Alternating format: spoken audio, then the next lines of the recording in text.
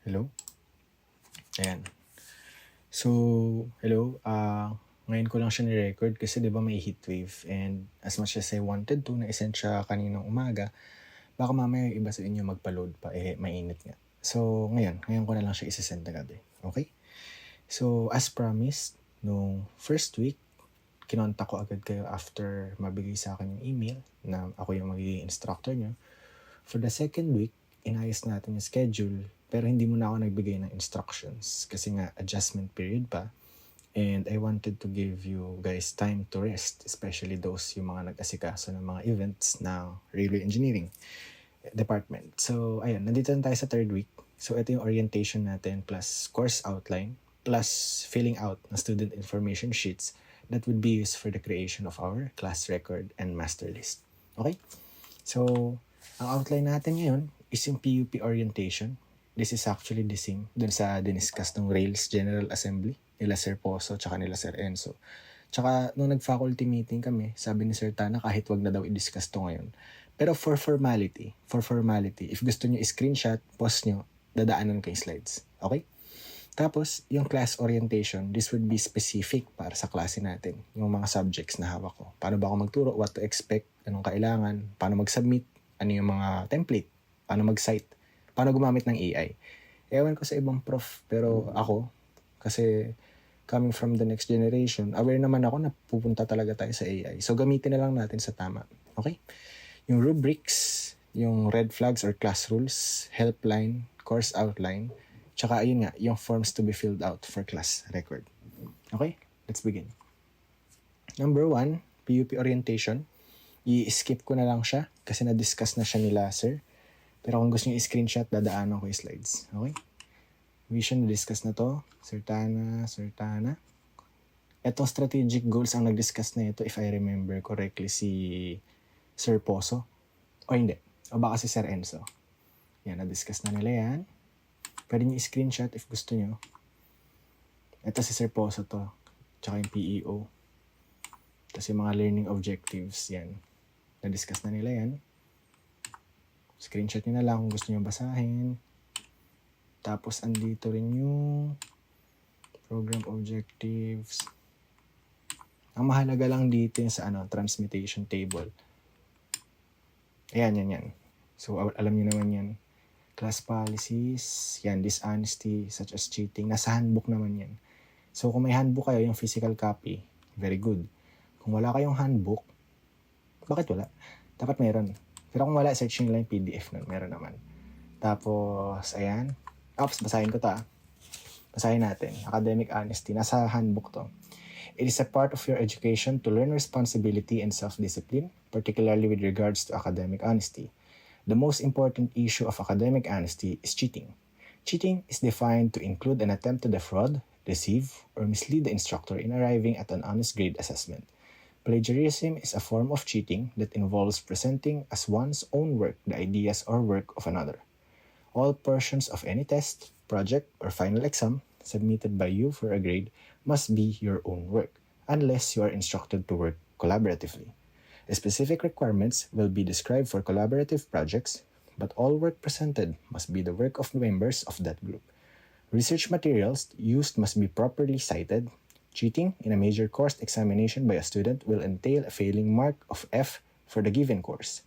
Cheating, dishonesty, or plagiarism in papers and other works will entail 0 score for the said requirements. So, ba't ko binasa? Share ko lang. Kunyari may paki kayo, kahit wala. Nung first year kami, Physics for Engineers ba yun? May 7 problem item na quiz. Tas required kaming sagutan 4 yata. 4 lang, tas okay na. Dahil malakas trip ko, sinagutan ko yung 7. Tas nakita nung kaklase ko sa likod na napuno ko yung test paper. So, kinalabit niya ako. Dahil mabait ako, pinapicturean ko yung papel. Tapos, ayun, share-it niya doon sa isa pa. Hindi ko na lang papangalanan. Marami sila. Nahuli sila. Ayun, 0 sila lahat sa quiz. Okay? Buti na lang nag-pandemic nun, kaya na-revoke yung F nila. Pero F na yung lumabas nila sa F na yung nakalagay sa SIS nila nun. Legit. So, wala lang. Share ko lang. Attendance, okay. Ayan, ito yung grading system natin. Wala naman tayong binago kasi bawal natin baguhin yan. Nasa handbook yan. Ayan yung transmutation natin. Okay? So, kapag yung grade mo sumabit ng 97, uno ka. Kapag 96.5, dapat round up, 97. Pero pag 96.4, walang iyakan. Sabit talaga, 1.25. Okay? Class standing, ayan, ito yung nasa handbook din, 70-30. Pero yung inclusion kung ano yung ilalagay sa 70%, depende kasi siya sa subject, discretion na yun ng instructor. So mamaya ipapakita natin sa rubrics, okay? Ang exception lang nito is for research subjects kasi may memo talaga kung paano gradean yung research subjects. Mamaya ipapakita din natin. Yan, dito na tayo sa class orientation. So ayun yung orientation ni PUP. Ito naman yung class orientation specifically for our class. So class requirement, nasabi ko na to last week pa, I believe. I will strictly require handwritten notes. So kailangan nyo magdala ng notebook, ballpen. Kung may highlighters na kayo, okay lang naman, optional lang yun. Pero mas maganda meron. Tsaka pinaka-ayaw ko yung nalilate sa klase. Okay? So paano ako magturo? Meron tayong tinatawag na 3-part lecture strategy. Discussion, notes, and question and answer. So bakit ko ito ginawa? Kasi according sa mga nakikita naman natin, di ba, sa balita, simula nung nauso yung TikTok tsaka short form contents, lahat ng tao, particularly mga kabataan, naapektuhan yung attention span natin. Sobrang napaikli yun. Kasi puro tayo short form content eh. So, wag na tayo maglokohan. Hindi nyo naman kayang umupo at makinig at mag-focus ng 3 hours. So, ginawa ko, ganito na lang. Magdi-discuss na lang ako for 1 hour, maximum. Minsan nga 40 minutes lang eh.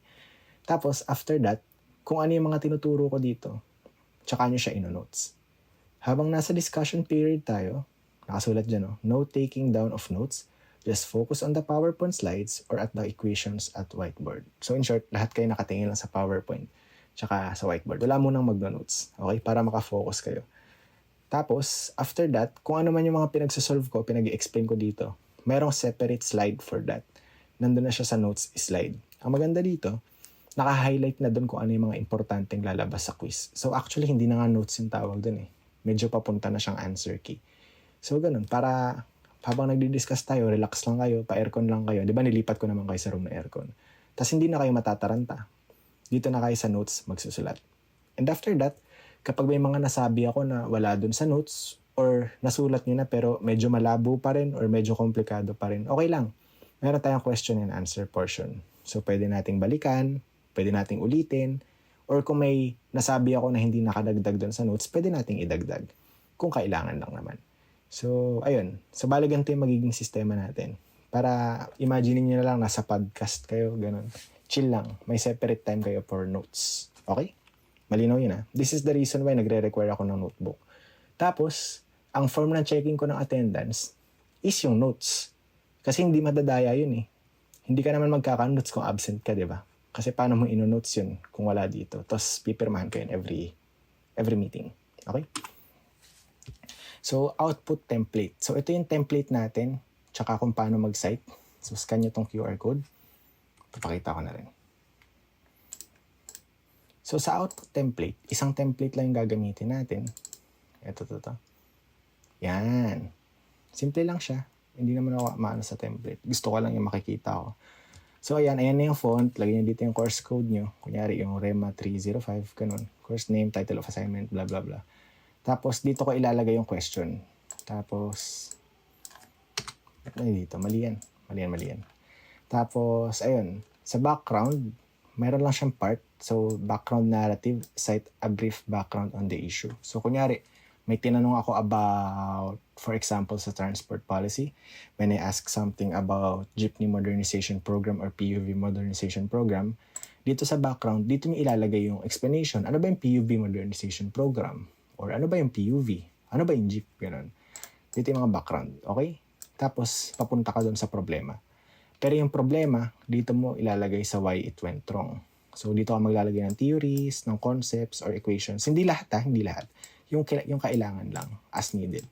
So, huwag kayo ma-pressure, hindi porket naglagay ako ng equations, it doesn't mean na nire-require ko kayo maglagay ng equations. Hindi, nagbibigay lang ako ng example or ng ideas para alam nyo kung ano isusulat nyo dito. Iga-guide ko naman ulit kayo kapag naglabas na ako ng proper assignment. Pinapakita ko lang siya. Okay? Tapos discussion. Tapos nagulo lang yung template. Pero pag dinownload dito sa MS Word, may nakalagay dito na box. Dito rin kayo maglalagay ng images or figures if needed lang din. Parang ganito. Yan. Optional. Delete if not needed. Tapos ito naman, what are the possible solutions? So, di ba, na-explain mo na yung problem. Bakit nagkaroon ng problem? Na-explain mo na rin yung mga theories na involve. Ngayon, magpo-propose ka na ng solution. So, laging ganun yung paggawa natin ng assignment. Tapos dito, kahit wala ng related literature, kahit example na lang, cases local abroad. So, balik tayo sa example ko kanina. Meron na bang bansa na nag-modernize ng passenger vehicles nila, commuters? Kung wala, sa local, yung ginawa sa Boracay. Di ba sa Boracay, 100% electrified na yung mga tricycle nila. Anong nangyari? Nawala ba yung traffic? Nakatulong ba siya sa tourism? O hindi? May mga nananaga pa rin. So, ganun. Tapos, ayun. Next page is yung citations. For citations, sa mga researches na gagamitin nyo, APA 7th edition, marunong naman kayo niyan, di ba? Or kung hindi, pwede nyo gawin yung citation machine, citationmachine.net. Pipaste nyo lang dyan yung website or yung journal. Sige, hanap tayo kunyari. PUB modernization, Rappler. Kunyari, Rappler lang. Sana nagre-record ako. Ayan. Kunyari, ayan. Copy mo yan. Choose mo yung website. Ganun. Para hindi na kayo mahirapan. Kasi marami namang paraan sa mundo. O, diba? Pag sinight mo yan, tapos lagay mo dito sa kanina.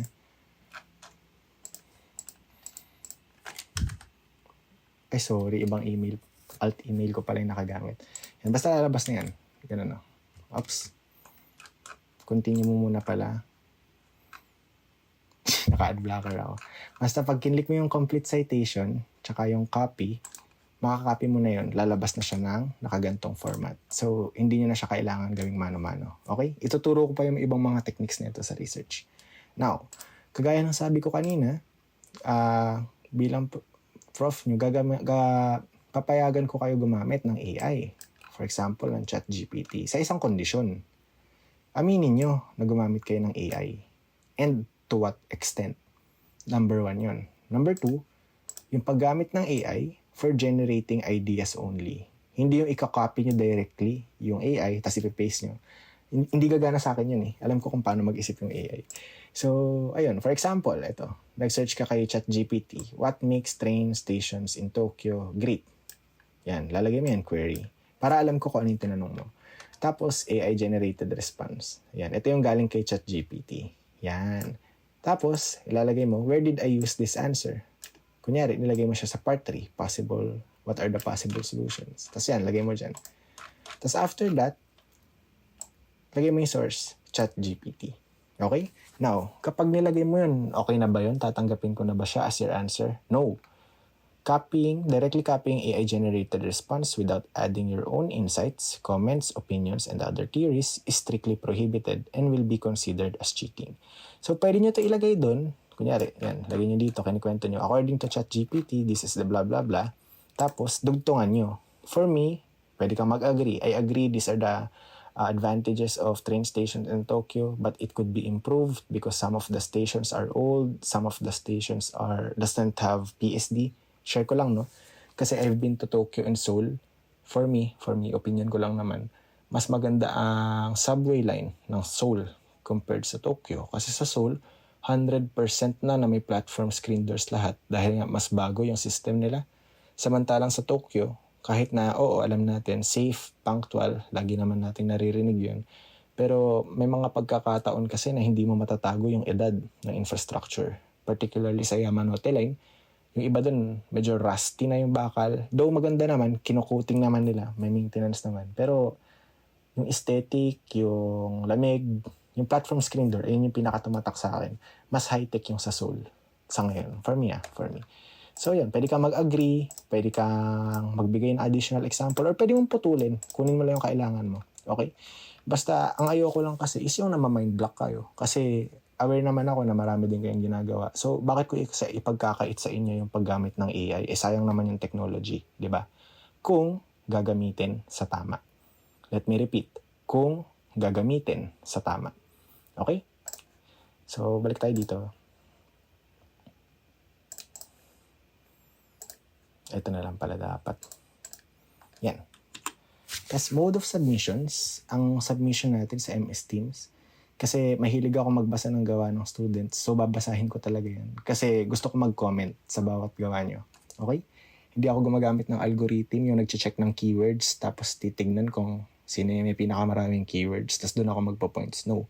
Trabaho ko basahin yung gawa nyo, so babasahin ko siya. Tapos, if may tanong kayo, this is the reason kung bakit pinag-isa-isa ko na lang yung lahat ng sections per subject, para if may tanong kayo sa assignment or sa template, dito nyo na lang iparating para mabasa ng lahat. Okay? Now, part 3, rubrics. So, sa class standing, ang class standing natin, 70%, attendance is 5%, pamigay yan, papasok ka lang. Yung seatwork natin ay yung notes na sinulat nyo. So, again, pamigay din siya kasi kukopyahin nyo lang. So, meron na kayong 20%. Excuse me.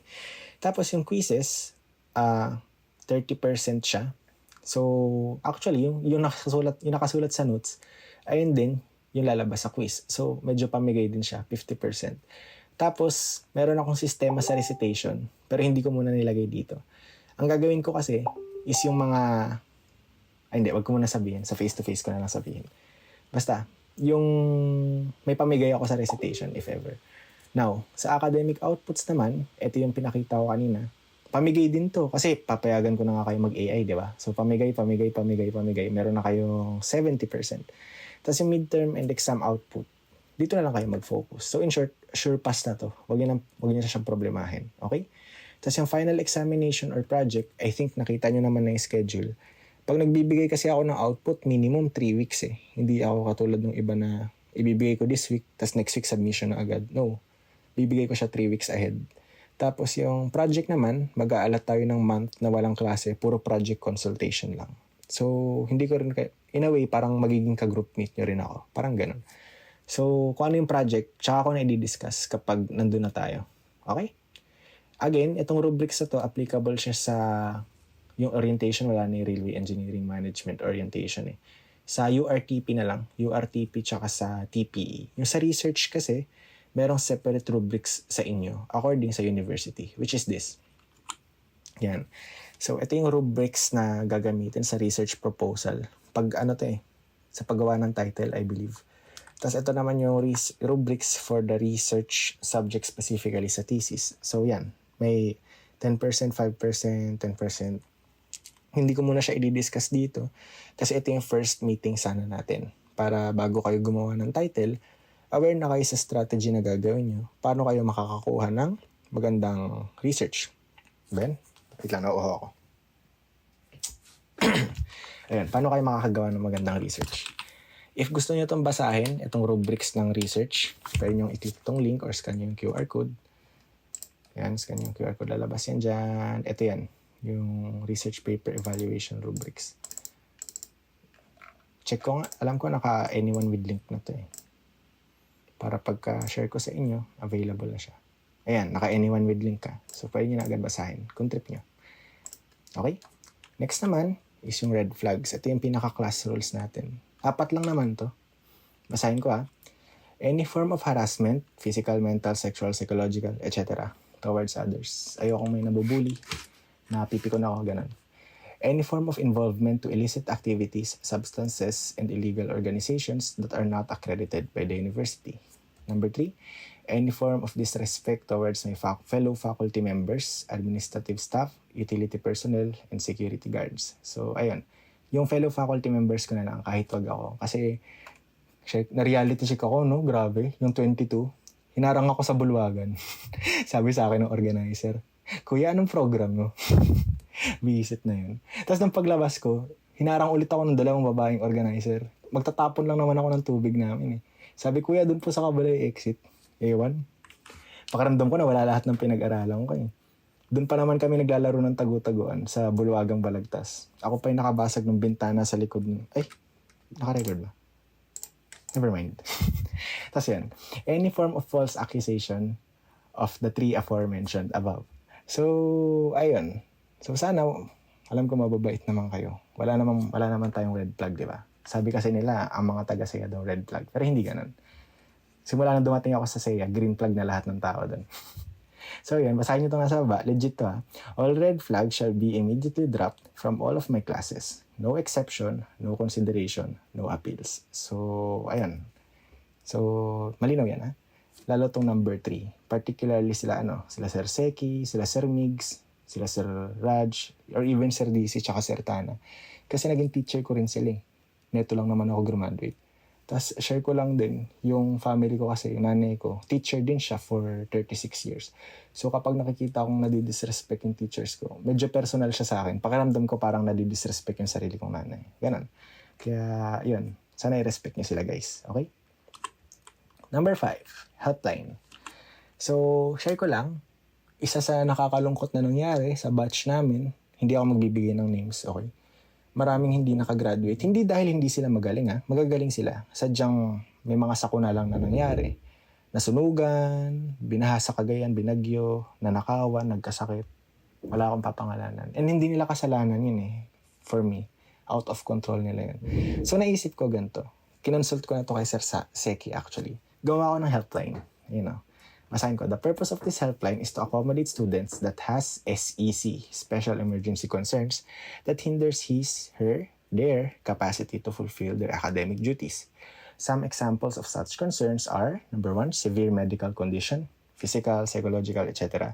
that is validated by health professional. Hindi yung self-proclaimed na sinabi mo lang na may sakit ka. Okay? Number 2, man-made disasters. Ayun nga, nasunugan, nanakawan, or nabully. Next is physical, sexual, or psychological abuse, to be specific. Next is natural disasters. Ayun, floods, typhoons, earthquakes, volcanic activity, or other concerns that has the same level of severity on the 3 mentioned above. Ang mga hindi kasama dito, yung mga walang kwentang concerns, yung hindi pa enrolled sa SIS, any enrollment related sa problems, yung financial constraints na hindi naman related dito. Wala lang, nagpobla ka lang, tapos wala kang pera. Wala akong paki sa'yo. Next is yung reconsideration of grades, retake of failed quizzes, blah blah blah. Hindi kasama yan. Request for the retake of lessons, classes, outside class hours. Kunyari absent ka na hindi related dito sa taas, tapos gusto mo magpaulit ng lesson. Hindi. Kopyahin mo lang notes ng kaklase mo. Tapos any other mundane reasons that might affect the academic integrity of my subjects. Again, ito malinaw, this is not chat cool. Hindi po ito hanapan ng talking stage, okay? All of the concerns that will be shared here by my students will also be shared to my co-faculties. I repeat, will also be shared to my co-faculties so that we will know how can we act accordingly. Kasi nung nag-faculty meeting kami, ang number 1 concern nila, ibig sabihin madami, is yung kapag encoding na ng grades, yung nasa last week na, biglang dadami yung mga estudyante yung mag-chat, Sir, wala pa ako sa SIS, hindi pa nakatag, ganun. Yun pala, hindi pa nakapagbayad ng tuition. Kaya kapag tinignan namin sa system sa SIS, hindi nagre-reflect yung name ng student. Kasi hindi pa siya pasok eh. Technically, hindi pa siya registered. So, ayun. Siyempre, konsensya rin namin yun. Paano kung hindi nakagraduate o paano kung hindi makapag-enroll next sem. So, konsensya rin namin yun. So, naisip ko, ganito na lang. Balik rin natin. Imbis na kami yung hahabulin nyo sa end ng SEM kapag may mga problema kayo, binaliktad ko na. Sa simula pa lang ng SEM, sabihin nyo na yung problema nyo. Kung meron lang. Kung meron. Para alam namin paano kami mag-a-adjust. Kung kailangan. Okay? Isang malaking kung. Ayun o, isipin nyo. Nakalagay dito. Please take this seriously and use only if necessary so that appropriate help will be given to those who truly need it. Kasi, for example lang wag naman sana. Kunyari, ginamit nyo to dahil lang medyo nahihirapan kayo sa subject, wala naman talagang valid na reason. Tapos, for example, wag naman sana, biglang may kaklase kayong nasunugan or nagkasakit na malubha, tapos siya, mas kailangan niya ng tulong. E di yung tulong na para sana dun sa kaklase nyo, inagaw nyo pa. E di yan sama nyo naman, di ba? So, paano ba ito gamitin? So, scan nyo yung QR code, labas nyo yan, labas nyo yung helpline. So, yan, take up nyo lang. Lagay mo lang dyan yung names mo, ganyan. Tapos, lagay mo anong category siya. Yan, or others. Tapos, kwento mo dito yung nangyari. Yan. If medical-related concerns, attach the medical certificate. Expound what happened. Kwento mo dyan. What kind of help do you need from us? Kila Sir Tana. Mababasa nila yan. Tapos ito, I certify that all the details that I submitted are true and hinders my capability to fulfill my academic duties. I certify that I am not filling this out just because I cannot comply with the requirements of any subject. Ibig sabihin, hindi nyo kami pinagtitripan. Ganun. Number 3, I understand that the records and concerns that I have shared will be submitted to the faculty and other relevant personnel of this university. Okay? Pero again, hindi naman to trip-trip lang. Parang ano lang to. Parang last resort nyo talaga kung sadyang may pinagdadaanan kayo. Kagaya nitong nasa taas. Ito, wala akong paki dyan. Okay? Bite ko, no? Next naman is yung, ayan, course outline. So for the course outline, sadly, canceled na to kasi error lang naman talaga. Nagkaka-error din sa, marami kasing SA si Sir Tana. So minsan, nagpapalit-palit ng files. Nagkamali lang ng name. Pero hindi talaga siya sa akin. Ito sana yung ginawa ko sa kanyang topic. I-discuss ko na lang din para for the next sem, if ever may mahawak akong REMA 101, ito na lang yung papakita ko. Number 1, same din, group chat 1 week rest, kagaya ng ginawa ko sa inyo. Week number 3, class orientation and student profiling. Ito yun. Tapos, sisimulan natin sa history ng rail sa Philippines tsaka sa world. Yung pinakaunang steam engine, pinakaunang subway, London Underground. Tapos, what to expect sa isang railway engineer, kung anong ginagawa natin. Tapos, quiz number 1. Tapos dito, yung 7 tsaka 8, introduction lang siya sa subsystems. Trackworks, yung single line diagram sa power supply distribution, rolling stock, signaling, station design, and DFCS. So sa unang tingin, medyo nakaka-overwhelm, no? Kasi ang dami. Pero wala yan. More on pictures lang, tsaka parts. Kasi introduction nga lang naman. Para pag dating nila sa second year, alam na nila yung mga terms. So hindi na sila ma-overload sa mga subjects nila na major. Kasi ayun naman ang trabaho ng orientation eh. Yung basics lang. Mga terms, mga pictures, kabisaduhin yung history, ganun. Walang solving, walang whatsoever. Tapos, ayun. Yung sa site visit, gumawa na ako ng guidelines how to create cover letter, LinkedIn. Tapos aware din kasi ako na sa second sem ng first year, di ba meron silang plates? Yung ang mahal-mahal, yung mga Unipin. Pinagkagastosan ko rin yun eh. So ang naisip ko, kung magpapa-site visit ako, tapos maraming pinagkagastosan yung bata, di ba ako wala siyang pera pambili ng PPEs? So ang ginawa ko, may mga kinonsult na akong alumni, wala akong bibigyan pangalan, tapos nag-draft na rin ako ng letter. So basically, meron kasing 4 as of 2025, tama ba? Merong 4 na batch ng RE na nag-training na sa PRI. Lahat sila may PPEs. Hindi naman sila lahat sa site nagtatrabaho. So naisip ko, hihiramin natin yung PPEs nila. Tapos ayun yung gagamitin ng mga estudyante ko dito sa orientation para sa site visit. Tapos 2 batch yun. Batch 1, batch 2. Tapos cab ride, tsaka inspection ng depot. Yun lang. Tapos babalik natin sa kanila with thank you letters and certificate of appreciation. Pero yun nga, hindi nga siya matutuloy kasi may issue nga daw sa BestLink. Parang hindi na nagpapalabas yung university ngayon kasi may na-aksidente daw. Ganon. So, next sem ka na lang. Next naman is yung REMA 304 which is yung URTP. So, same, yung first 3 weeks. Tapos ito yung history, concept, theories of Philippine transportation problem. Uunahan ko na kayo. Sadyang pinareho ko to dito sa first lesson din ng TPE. Kasi related yan eh. Yung transport policy, mahirap gumawa ng transport policy if hindi nila alam yung history, bakit ganun yung ginagawa nila ng transport policy, and para kanina ba yung transport policy nila. Excuse me. Tapos kayo naman, sa URTP, mahirap gumawa ng urban or regional plan kung hindi nyo alam yung history ng urban and regional plan sa particular na lugar na yun. So, ayun, dito tayo magsisimula. Tapos next naman is yung planning process by DSUD. So, mayroon kasing nasusulat na appropriate planning process by DSUD. Saan ba yun? Ayun o. 12 step lang naman siya. Tapos ang gumawa nito si DSUD talaga, Department of Human Settlements, Chuchu. Okay? Tapos i-apply natin yun sa paano ba pinaplano ang ruta ng isang mass transit system using GIS. So, kapag nakalagay dito na F2F mandatory, ibig sabihin, required kayo umattend ng face-to-face. Pero kapag optional class decision, ibibigay ko sa inyo, magbobotohan kayo dun sa group chat na ginawa kung gusto nyo face-to-face o recorded. Pero kayo, testingin nyo muna ako sa face-to-face para malaman nyo kung anong mas worth it. Okay? Tapos yung quiz number 1, syempre, obviously, lahat ng quiz mandatory. Pero ito, yung 4-step modeling, I think narinig nyo na to sa mga seniors nyo. Ang naisip ko, ganito na lang. Online siya na asynchronous for 3 weeks. So in short, hindi ko kayo papasukan for 3 weeks. Pero mabigat yan. Kasi puro computation yan eh. So bakit ko ginawang online? Kasi aware naman ako na hindi pantay-pantay ng learning capabilities ang bawat bata. Yung iba, isang solving pa lang, isang example pa lang, gets na nila yung equation. Yung iba nga kahit wag na mag-example, tingnan lang nila yung equation, gets na nila eh. Yung iba, hindi naman ganon. And hindi nila kasalanan yun, ha? Hindi nila kasalanan yun. As your instructor, dapat ako yung mag-a-adjust para may angat lahat ng level of knowledge. So, ang gagawin ko na lang is i-record ko na lang siya. Upload ko sa Drive or YouTube, I believe. Tapos doon nyo na lang panoorin. Ulit-ulitin nyo ng ulit-ulitin hanggang makabisado nyo. Yung 4-step modeling. Ito yung trip generation, trip distribution, modal split, tsaka root assignment. Tapos may mga equation yan. Sila Fratar, Furness, method, ganun. Basta, naka-record yan. Madali lang naman yan. Tapos yung midterms nyo, edi yan. Online to, diba? Asynchronous. April 21, tapat yan ng holiday kasi Holy Week yan eh. So ito, asynchronous, pagdating nyo ng midterm, take home pa yung midterm nyo. Kasi isosolve nyo yung 4-step modeling. Medyo mabigat siya actually. Medyo mabigat yan. Unahan ko na kayo. Pero okay lang. Almost 1 month, hindi almost 1 month yung ibibigay ko talaga para sa inyo. So, learning on your own pace siya. Okay? And then after that, after ng Holy Week, magki-quiz na kayo. Yung quiz nyo is yung inaral nyo rin dito sa 4-step modeling. Okay? Madali lang yan. Madali lang yan. Ibibigay ko naman sa inyo yung recorded lecture.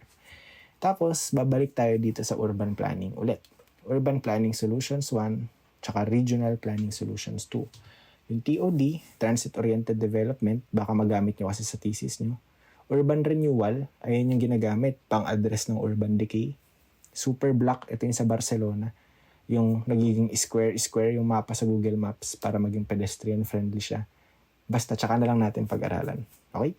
Yung Greenbelt naman, ito yung naglalagay ka ng garden or ng puno sa outside ng city. Dalawa yung purpose nun. Para hindi ka bahain, para hindi ka pag tinamaan ka ng bagyo may haharang sa hangin, pangtanggal ng air pollution. Tapos, isa pa, parang nag-a-act din siya as a barrier para maprotektahan niya yung mountains, yung seascape, kasi hindi na mag-e-expand yung city sa kanya. Kasi nga may gubat na eh. Yung ecotourism naman, pag-aaralan natin yung nangyari sa Boracay, bakit siya sinara, and okay yun.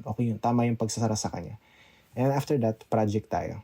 Tapos yung gagamitin niyo sa project, itong mga naka-highlight ng green. Okay? Next naman, is itong REMA 305 or Railway Engineering Management Research.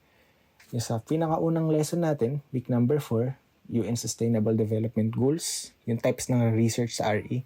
Pwedeng survey, pero unahan ko na kayo, hindi ako fan ng survey. Kasi engineer kayo, hindi kayo marketing. Bakit kayo magsisurvey ng passenger satisfaction? Hindi ganun yung trip ko. Okay? Tapos tuturo ko sa inyo yung mga software and apps na ginagamit sa research. Ganun. Tapos, ang ituturo ko sa inyo, itong mga naka-green, is yung mga research techniques. So, what to expect sa research class ko. Hindi ko kayo tuturuan ng yung tawag doon, yung parts of the research, problem 3, chapter 1, 2, 3. Di na uso yun. Nakikita nyo naman yun sa internet eh. Ang ituturo ko sa inyo, hindi parts ng research. Ang ituturo ko sa inyo, yung mga techniques, paano magsulat ng research. Kasi ayun yung kailangan nyo. Inverted triangle approach, 3-paragraph rule, EFOI, yung kapag nagre-request ka sa government, matagal yan eh, 1 month. Pero may step-by-step process yan, mag-upload ka ng ID mo, ganun.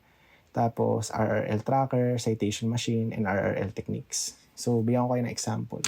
Kunyari, yung sa EFOI, nag-request kami nun sa MMDA. Tagal nito. Nakuha namin yung passenger data na... Sorry. Hindi passenger data. Yung PPHD data, gaano karaming sasakyan ang dumadaan sa Rojas Boulevard. Kaya na-conclude namin na Center Island yung pinakamadaling isara. Yun. So, hindi namin hinulaan yun. Pinag-aralan namin siya and request namin siya sa MMDA. May numbers involved dun. Okay? So, ayan. Ayan yung EFOI. Magre-request ka sa kanya. I would like to request to the annual average daily traffic, blah, blah, blah. Tapos, sasagutin ka naman nila sa email. Mababait naman yung mga yan. Kunyari lang. Tapos, ayan. Ano pa ituturo ko sa inyo? Yung RRL techniques. Tuturuan ko kayo magbasa ng 100 RRL sa loob ng 10 minuto. Niniwala ba kayo? Kaya yan? Pakita ko na nga ngayon. Baka isipin nyo, dinadog show ko kayo. For example, yung iba, kapag nagsusulat sila ng research, kunyari, pupunta sila sa Science Direct. By the way, yung account nito bibigay ko sa inyo. kay Sir Bughaw Fangati. Kunyari, ang ginagawa nila, nagsisearch sila ng isang diretso. Kunyari, traffic congestion Philippines. Kunyari, ang thesis nila about traffic congestion. Naghahanap sila ng traffic congestion. Pag in-enter mo yan, tingnan mo lalabas. Bagal nag-loading Boom! 1,316 na study. Ano, babasahin mo lahat yan? Siyempre hindi. Pero papaliwanag ko bakit ganyan yung nangyari. Kasi pag dito ka nag-research ng RRL, lahat ng RRL na may salitang traffic, na may salitang congestion, kahit hindi naman tungkol sa traffic, na may salitang Philippines, kahit na hindi naman related sa congestion at sa traffic, lahat yun ipapakita niya. Okay? Kaya pag pinuntahan mo yan dito sa page 100, medyo malayo na yung research na lalabas. So, kapag wala kang idea sa research or hindi ka sanay, may hirapan ka. Kasi hindi mo alam which is which, anong pipiliin mo. Kaya may tuturo ako sa inyo, ito yung tinatawag na meta-key analysis. Okay? For example, ano yung sinearch natin kanina?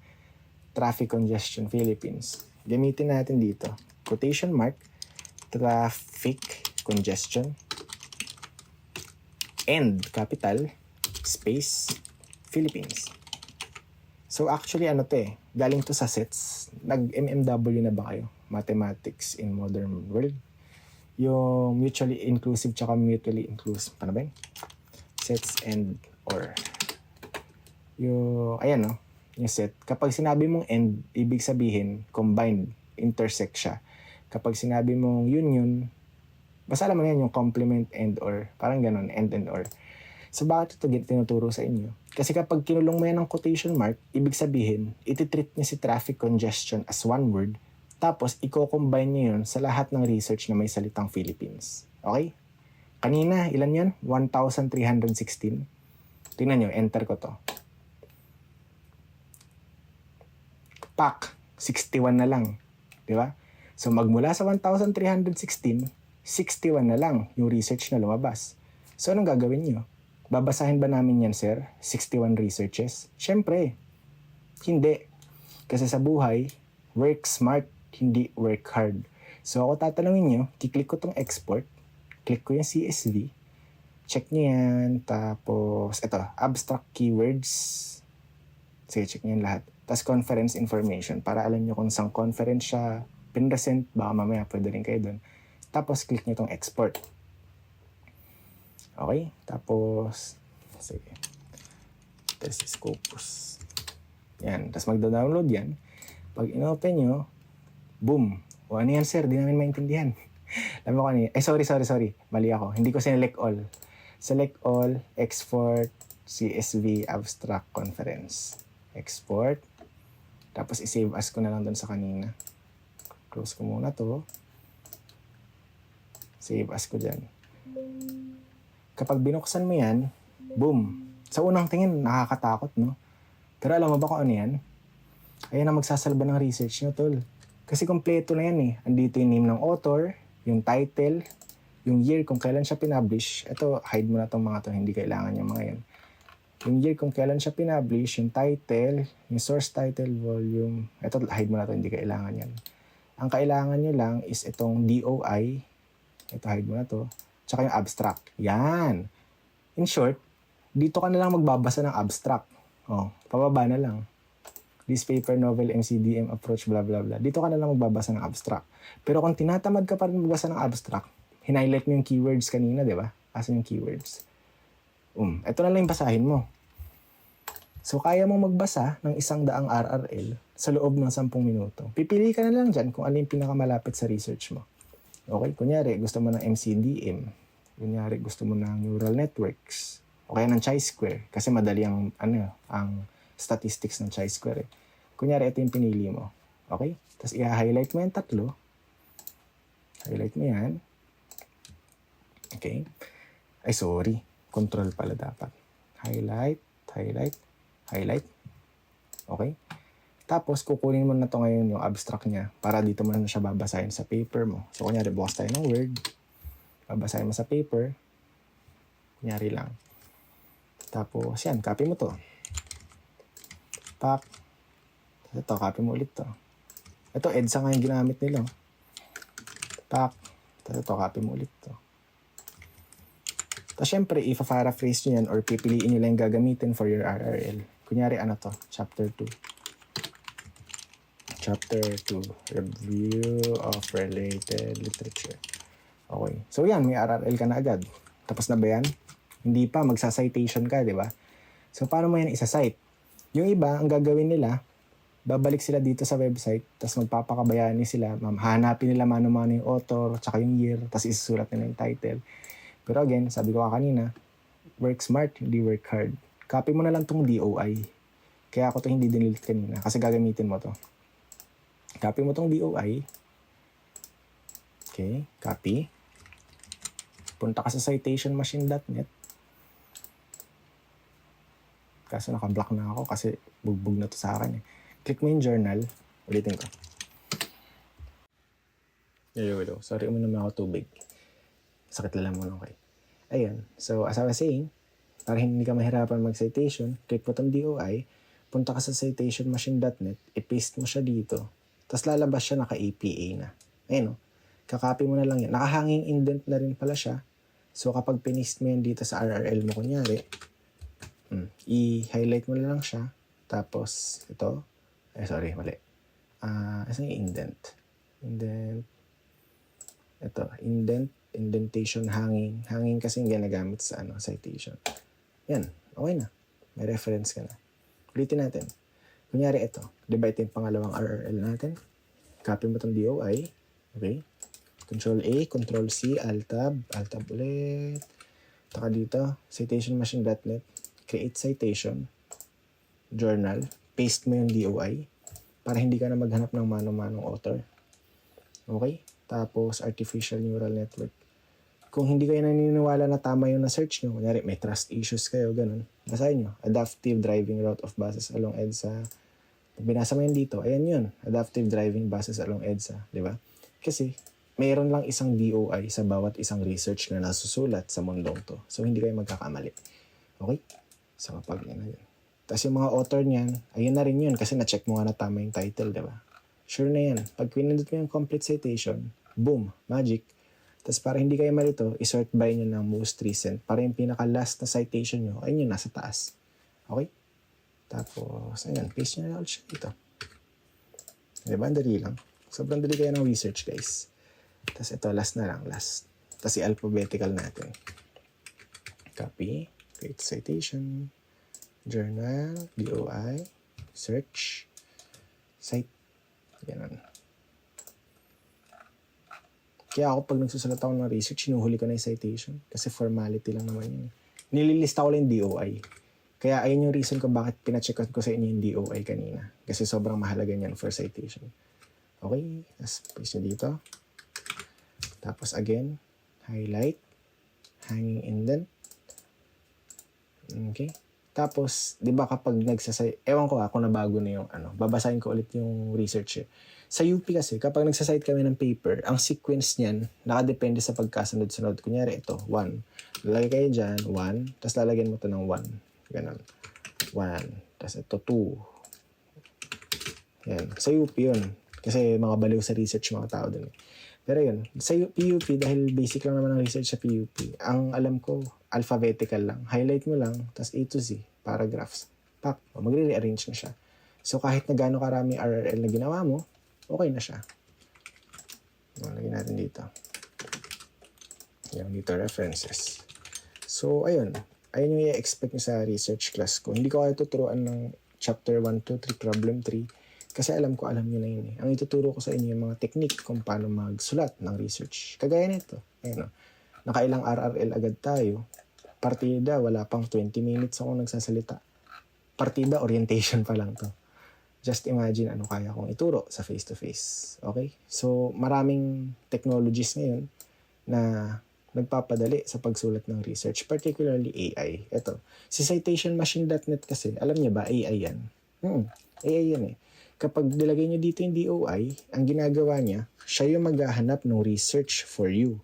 Tapos, pag nahanap niya yung research na yun, i-validate niya kung may previous version ba siya or may latest version. Kasi ang pinapakita niya dito yung previous version na. Okay?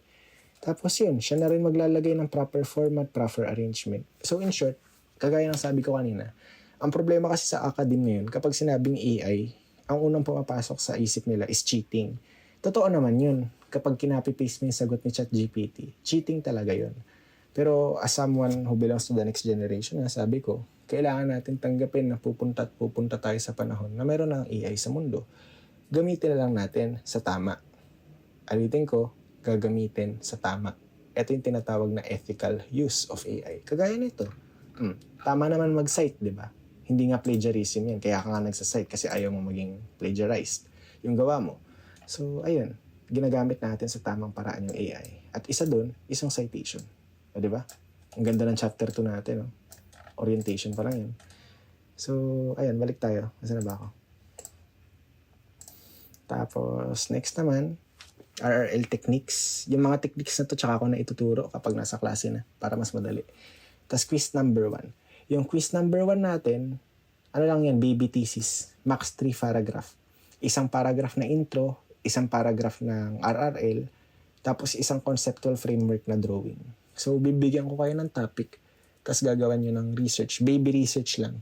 Literal na baby, 3 paragraph lang, max 2 pages. Okay? Para lang makita ko kung ano yung research capability ng bawat students. Tapos bibigyan ko kayo ng chance mag-groupings. Para makikita nyo kung sino yung mga matataas yung grade sa research quiz o sino yung mga mabababa. Di ba? Parang Squid Game, no? Para makikita nyo kung sinong okay ang maging kagrupo sa research. Okay? Yan o, group according to quiz 1 score. Tapos magbe-brainstorming kayo ng topic hanggang holiday. Tapos dapat, after ng holiday, ng Holy Week, may chapter 1 na kayo. Kasi tatlong week na yan eh. Okay? Tsaka isa pa, yung quiz number 1 nyo, pwedeng ayun na yung gamitin nyo sa brainstorming ng topic nyo para may idea na agad kayo kung ano yung magiging potential na research nyo. Kasi tandaan nyo, sa research kasi, kahit na gaano kayo katatalino lahat sa grupo, kung magkakaiba naman kayo ng gusto, wala rin pupuntahan yan. Kaya kailangan, align muna yung gagawin nyo. This is the reason why ang naisip kong quiz number 1 is 3 paragraph baby research. Hindi dahil pinagtitripan ko kayo or whatsoever, pero marirealize nyo rin sa bandang dulo. Para sa inyo rin yan. Para makita nyo ano ba yung research interest ng bawat isa. At kapag nakita nyo yun, makikita nyo rin ano yung research capability ng bawat isa. Sino magaling sa paragraph, sino magaling maghanap ng framework, sino magaling mag-RRL, at sino magaling magsalita sa defense. Pero kapag nakakita kayo ng isang tao na kayang gawin lahat yun, edi jackpot kayo, di ba? Tapos yan, next naman, itong April 21 hanggang dulo, more on consultation na lang siya. By the way, ang research pala natin, huwag kayong kabahan. Chapter 1 to 3 lang to. Okay? Chapter 1 to 3. Tapos, sa final na class natin, actually wala namang kasing klase talaga ang research eh. Yung initial lang na techniques. More on consultation na lang siya. Pero hindi ko kayo papabayaan sa final class, week number 15. Dito yung presentation techniques. Paano gumawa ng PowerPoint, paano magsalita, context clues, paano ayusin niyo yung boses, yung pause, yung emphasis, ganun. Tapos, 2 weeks preparation for final defense. Tapos habang nangyayari to, meron kayong assignment as a class under the leadership of your class officers. Tuturuan ko kayo paano gumawa ng letter of invitation para sa mga panelists. Pero actually, kahit mag-chat na lang ako ng mga tao, okay lang eh. Pero para sa inyo rin yan, para matuto kayo, for formality. Tapos, ayun. So, bakit tayo magpapanelist sa final defense? REMA 305 lang naman to. Hindi naman to RE project. Again, para sa inyo rin yan. Kasi, kapag may sinabi yung panelist na expert na nasa field na about sa research nyo, pwede nyo yun magamit. Tapos, i-recycle nyo na lang tong thesis nyo. Ayun yung gamitin yung RE project sa susunod. Kung kayo pa rin magkakagrupo. Pero kung nag-away-away na kayo dito, edi ang sad. Edi yun. Tapos, isa pa, pwedeng makakuha ka rin sa kanila ng potential na may OJT kayo, di ba?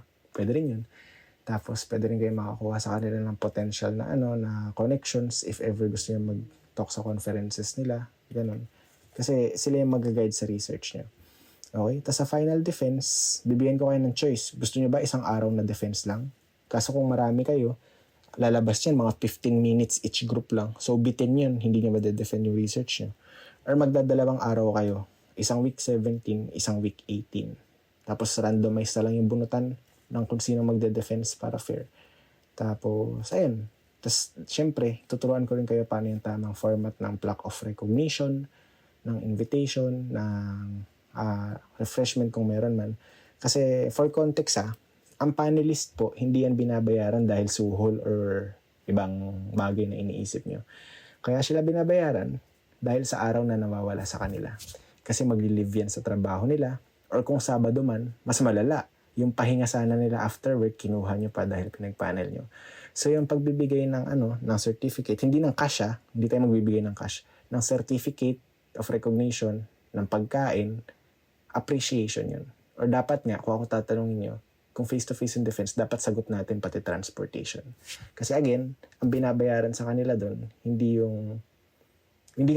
tayo magbibigay ng pera. May memo na nabawal yon according sa VPA. Ang ibibigay natin pagkain, plaque of recognition, tsaka pamasahe. Yun lang ang ibibigay natin. Okay? Tapos, yan. Tapos, ang research. Next naman is transport policy and evaluation. So, ito yung 4th year natin, no? Kagaya ng sabi ko kanina, same kayo ng first lesson sa URTP. Next naman is yung GIS with free shape file layer of NCR. Kasi, pakita ko ba? Pakita ko na. Oops, ano yan? Sure. Hindi na ako magtuturo sa inyo ng tawag dito. Hindi na ako magtuturo sa inyo ng GIS kasi sayang na Sayang nga, ngayon ko lang kayo naging estudyante. Graduating na kasi kayo, ta second sem na. So may mga thesis na rin kayo. So kung magtuturo ko sa inyo ng GIS, nonsense na, hindi nyo na siya magagamit sa thesis nyo. Kasi nga may thesis na kayo. So, pero for context, bibigay ko na lang sa inyo yung GIS na mga nagawa ko. Ito, pwede ko ito ibigay kasi ako gumawa niyan. For context, meron po akong mapa ng lahat ng bike lane sa Metro Manila. Lahat ng ospital, city hall, government, colleges, school sa Metro Manila. Lahat ng city bus sa Metro Manila, including yung EDSA Carousel. Ay, pati yung bagong Intramuros bike lane pala kasama dito. Tapos, city bus, city halls, LRT1, LRT2, MRT3. Yung future line, hindi ko muna sinama. Kasi maraming realignment kasi. Tapos, yan, hospital, population density. Sayang, no? Kung naging prop nyo ako sa research, dati sa research, gamit na ito. So, yan, ibibigay ko ito lahat sa inyo para sa transport policy natin. Hindi na kayo mag-GIS.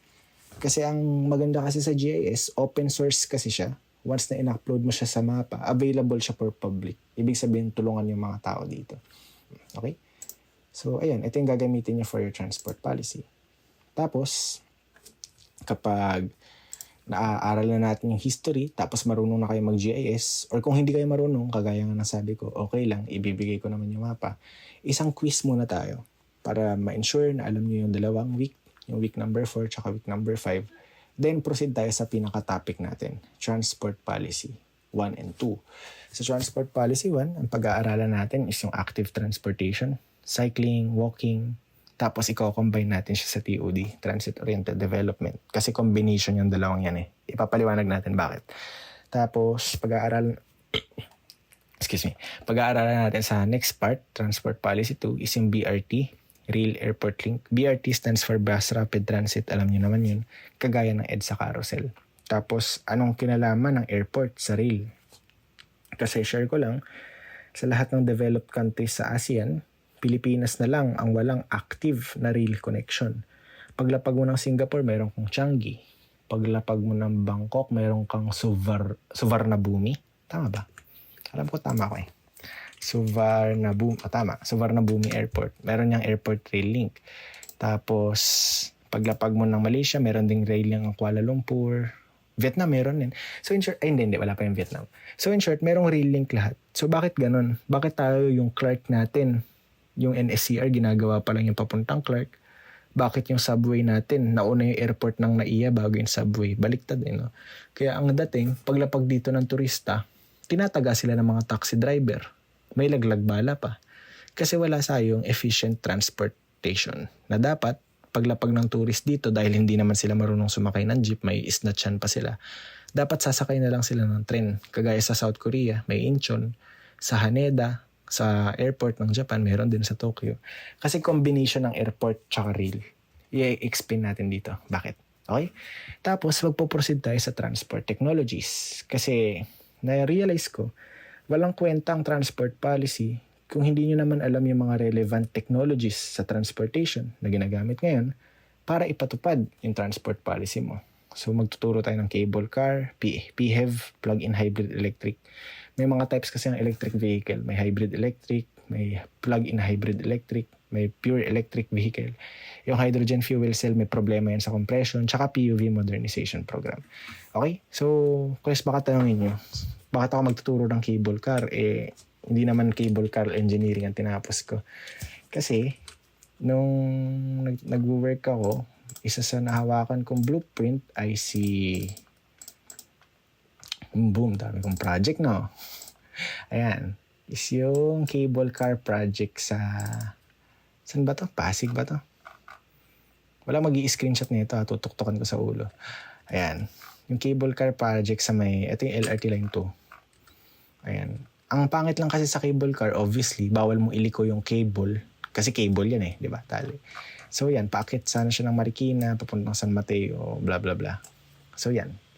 Tapos, isa pang experience ko sa cable car, nung nasa ADB ako, nakausap ko yung Director for International Market Relations ng ZPAR. ZPAR is actually the friend ko na ngayon ZPAR. ZPAR is a startup company sa Japan na gumagawa ng cable car. Tapos disclaimer na lang din, first quarter ng 2026, magbubukas sila ng test cable car sa Camp John Hay sa Baguio.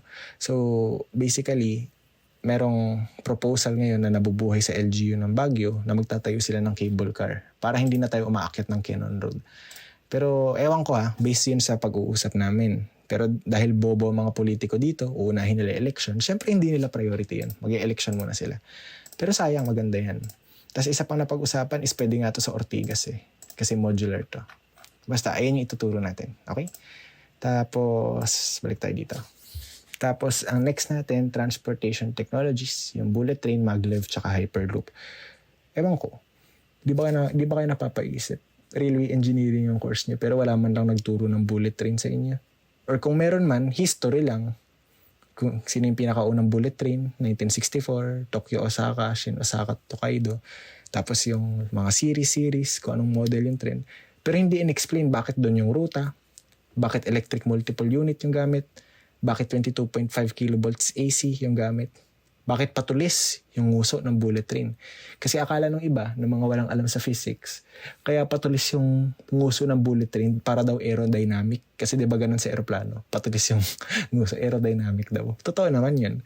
Pero hindi kasi nila alam na kaya naging patulis yung nguso ng bullet train dahil sa ibon, kingfisher na species ng ibon to be exact. Kasi yung scientist or yung engineer na gumawa ng bullet train, mahilig siya sa birds. Tapos napanood niya habang nagbo-bird watching siya, kasama kasi siya sa club ng birdwatching. Napanood niya na yung bird na yun, yung kingfisher, kapag nanguhuli ng isda sa tubig, hindi nag-i-splash yung water kasi patulis yung tuka niya. So, sinabi niya sa sarili niya, what if i-design ko yung bullet train ng patulis din? Para kapag pumasok sa tunnel, hindi magkakaroon ng sonic boom. Kasi, yun, madidissipate yung force. Ayun yung reason kung bakit patulis yung nguso ng bullet train. And marami pang iba. So, kung hindi kayo naniniwala, search nyo ngayon. Okay? Tapos yung maglev naman, marami tayong types ng maglev. Alam niyo na ba yung maglev? Di ba sa magnet, opposites attract. Tapos, similar poles repel.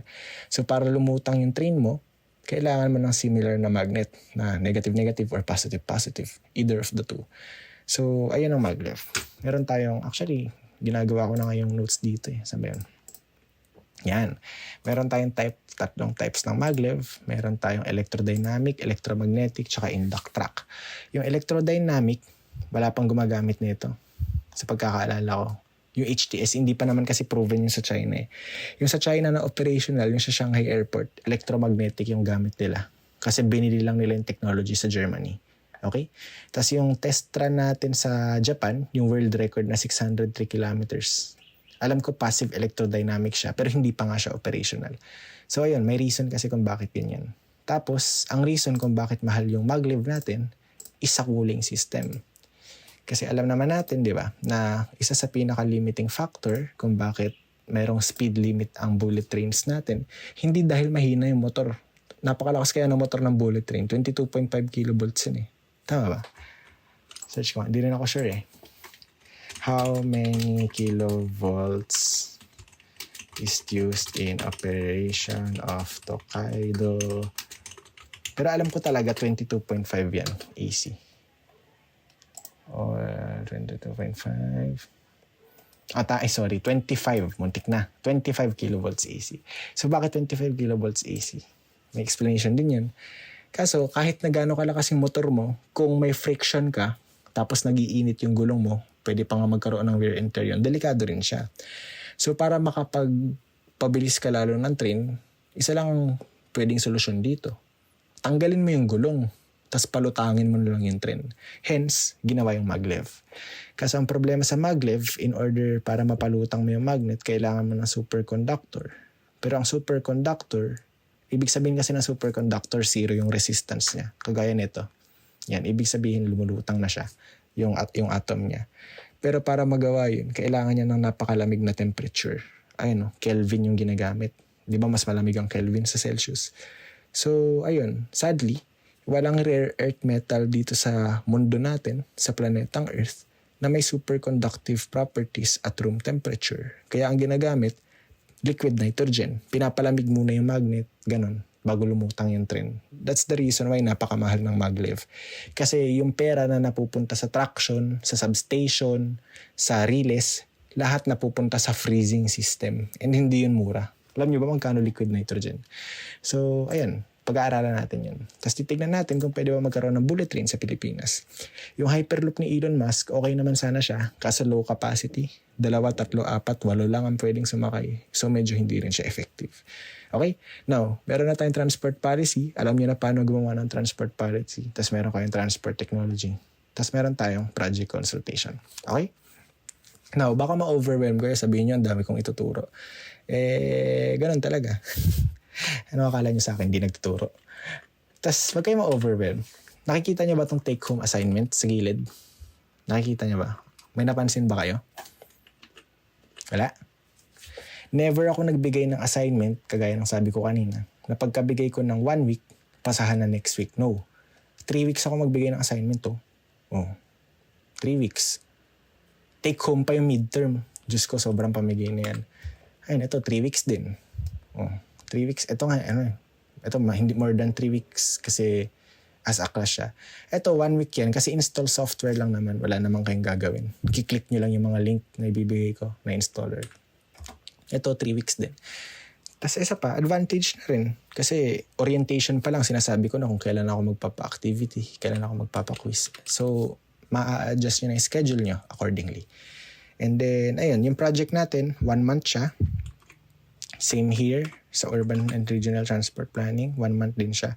With exceptions sa thesis, sa research. Kasi almost more than half ng class natin, more on consultation lang siya. Kasi gano'n naman dapat Kayo yung magsusulat, hindi ako. Tapos yun. Tapos dahil graduating students tong RAN 30163, priority class kayo. According sa academic calendar natin, June 9 ang finals ng graduating. Pero dahil 1 week ahead ako, June 2 pa lang ifa-finals ko na kayo. Para pagdating ng June 9, naka-encode na yung grade nyo sa SIS. Kumbaga, ayun yung advantage natin dahil maaga ako nagparamdam. Yung ibang prof nyo magpa-finals pa lang, ako may grade na kayo sa SIS. Similar here. Lagi akong 1 week advance. Finals nyo pa lang sa iba, meron na kayong grade sa akin sa SIS. Kung bukas na yung SIS. Minsan nga matagal magbukas yun So, ayun. Lastly, pinakamahalaga, forms to be filled out. Yan, download yung template here. Ang template here, ito yun. Tapos, accomplish itong Google Forms, ito yun. Yan, ito yung, alam ko, na-fill out nyo na rin yata ito sa iba. Yan, download nyo yan here. Tapos, fill outan nyo. Tapos, fill outan nyo to. Yan. Kunyari, ako pipill outan ko. Kunyari lang para makapag-proceed tayo. Fill outan nyo ito maayos. Lagay kayo ng picture nyo. Social media contact. For emergency lang yan. Tapos ito, basahin ko na lang din. The purpose of this form is to build my student record for the second semester of academic year 2024-2025. All data that would be generated from this form will be treated with utmost confidentiality in accordance to Republic Act 10173 or Data Privacy Act of 2012. The hardware capabilities of the students will also be asked here to determine the appropriate softwares that shall be used in our discussion. Nakabold na yung text. All information would be used for academic purposes only. Tapos, nakita niyo yung fan account ko. Tapos, ayan. Yan, pilatan niyo lang yan lahat. Tapos, itong passport, kaya ako yan tinatanong. Kasi kapag kinontak ako ng mga tropa ko sa ASEAN Youth Organization, baka magpa-conference sila sa Singapore. May niluluto kasing sustainability. So, kapag may okay na research, edi swerte nyo. Tapos citizenship, para malaman ko kung may visa, kung may green card ba, edi accepted kayo sa visa. Kung wala, edi okay lang kasi kasuhin natin. Working student, kung may PWD ba, lagay nyo dyan. Tapos next, ano ba yan? Upload na lang tayo ng PDF. Kunyari ito. Tapos, ayan, sa next page, tatanungin kayo dito ng, sagutan nyo ito na maayos ha. Ito pa pala, ba yan? Naglalagay lang ako ng kung ano-ano para makapag-proceed tayo. Ben? Kunyari, ito na lang. Okay?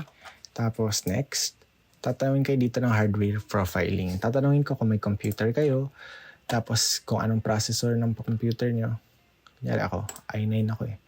Tapos, kung hindi nyo alam, okay lang. Lagyan nyo dito, I do not know.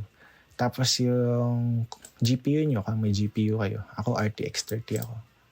Pili lang kayo dyan. Kung hindi nyo alam, okay lang. Kung Mac yung gamit nyo, okay lang. Tapos, kung ilan yung RAM nyo, kung ilan yung storage nyo, lagay nyo dyan. Tapos, last section. Yan. Sagutan nyo na lang. Basta importante dito itong pinakauna. Yung student profile sheet. Tsaka yung picture. Tsaka yung mga contact emergency if ever. Kaya ako tinatanong yung contact emergency kasi di ba nga magpapasite visit sana ako, hindi nga natuloy. Pero nevertheless, ilagay niyo pa rin. Tapos, ayun. I think that concludes our orientation for today. Kung meron kayong tanong, chat nyo lang sa group chat. And, kagaya nga ng sabi ko, late ko to isesend. Sadya ko to sinend ngayong gabi. Kasi nga, may heat wave, aware naman ako. And ayokong lumabas pa yung iba para magpa-load lang dahil sa orientation ko. Mainit eh. So yun, ngayong gabi, wala naman ng araw. Pero i-extend ko pa rin yung deadline ng student information forms. Sabi ko last time, di ba? March 7. Pero dahil nagsuspend ngayon due to heat wave, extend ko na isang araw. Sige, March 8 na lang. Pero, if you fail to comply, you will not be added to my student master list and class record for strict compliance. So, hindi ko kasalanan yun. Kasi ang aga ko na nga nagparamdam, di ba?